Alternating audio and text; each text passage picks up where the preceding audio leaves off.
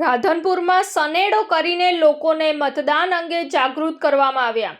લોકસભા સામાન્ય ચૂંટણીના અવસરમાં તમામ વર્ગના મતદારો સહભાગી બનીને પોતાનો કિંમતી મત આપે એ માટે કેન્દ્રીય ચૂંટણી પંચ દ્વારા પ્રયાસો કરવામાં આવી રહ્યા છે, જેમાં પાટણ જિલ્લા વહીવટી તંત્ર પણ સહભાગી બન્યું છે।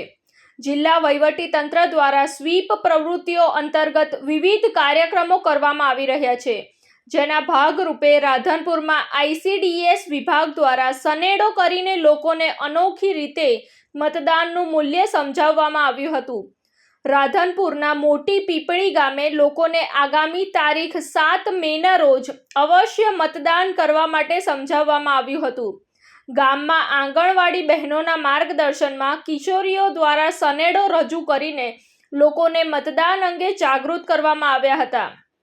કિશોરીઓએ હાથમાં સ્લેટ લઈને તેના પર મતદાન અંગેના સૂત્રોચ્ચાર લખ્યા હતા। આ રીતે ગ્રામજનોને મતદાન કરવા માટે જાગૃત કરવામાં આવ્યા હતા।